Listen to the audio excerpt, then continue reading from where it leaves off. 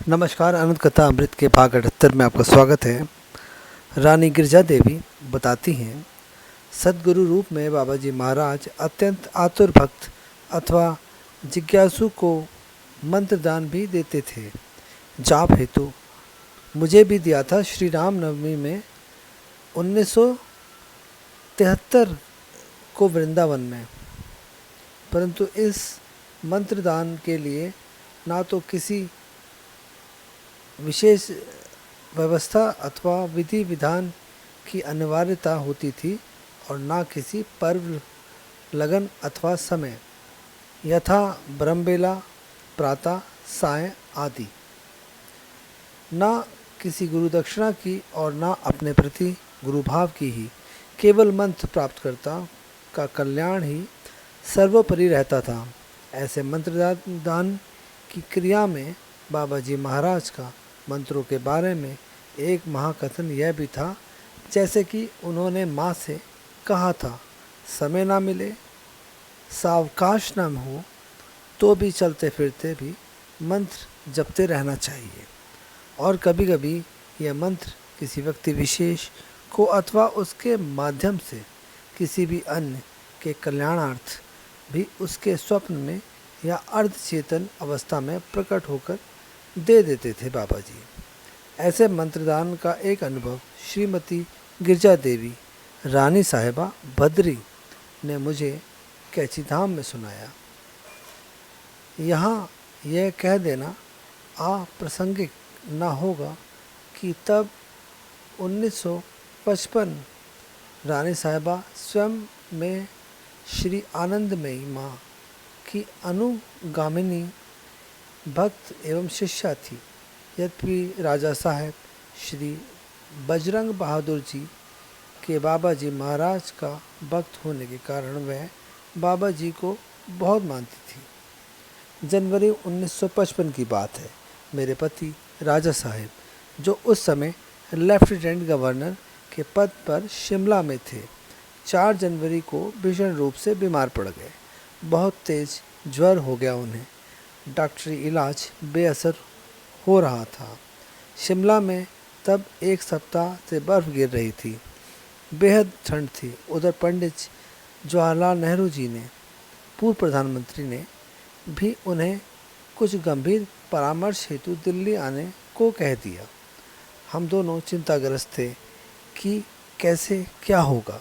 राजा साहब जिद बांधे थे कि ऐसे में ही दिल्ली जाएंगे। 5 जनवरी की रात वह तेज़ बुखार से बेहोश से पड़े थे। हमारा शयन कक्ष बहुत बड़ा था और दोनों की पलंगों के बीच एक मेज पर टेबल लैंप, कापी पैड और कलम रखे थे। बाहर निकलने को एक बहुत बड़ा दरवाज़ा था, जिसमें आधे भाग में मोटा शीशा लगा था। दरवाज़ा भीतर से बंद था। तब आधी रात के लगभग अपनी अर्धसुप्त अवस्था में मैंने देखा कि एक छाया बंद दरवाजे से भीतर प्रवेश कर रही है और धीरे धीरे मेरे पलंग के पास आ गई। तभी मुझे सुनाई दिया कि वह छाया कोई मंत्र सा कह रही है, जिसे 7 बार दोहराया गया। मैं स्वप्न में अवस्था में अर्धचेतना में लेटे लेटे ही सब सुन रही थी। छाया ने स्पष्ट शब्दों में कहा, भूलना मत, 1 माला सुबह 1 माला शाम को अवश्य जपना, तेरे पति ठीक हो जाएंगे।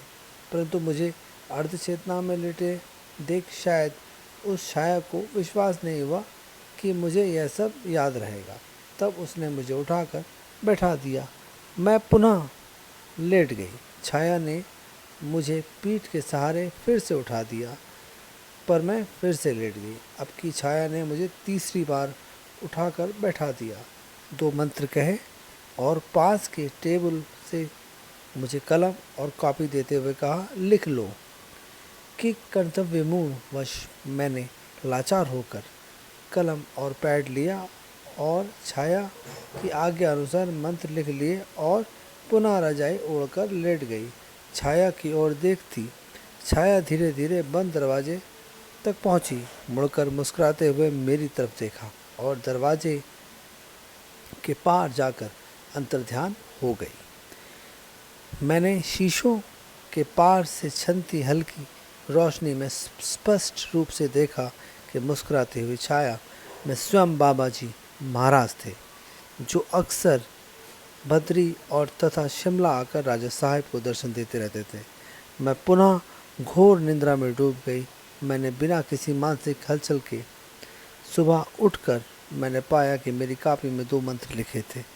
धीरे धीरे मुझे बीती रात की घटना याद हो आई, परंतु अंतर चेतना में लिखे इन मंत्रों की शुद्धता पर मुझे शंका हुई। अतः कुछ समय बाद मैंने ये दोनों मंत्र माँ आनंदमयी के दर्शन होने पर उन्हें दिखाए तो उन्होंने इसकी शुद्धता की पुष्टि कर दी। मंत्र को मैंने बाद में ग्रहण कर लिया, परंतु महाराज जी के उस प्रकार की उपस्थिति मात्र के ही फलस्वरूप राजा साहिब दूसरे दिन से अप्रत्याशित रूप से स्वस्थ होने लगे। इसके बाद तो हम दिल्ली भी गए। आज के अध्याय में बस इतना ही। फिर मिलेंगे अनंत कथा अमृत के एक नए अध्याय के साथ। राम राम।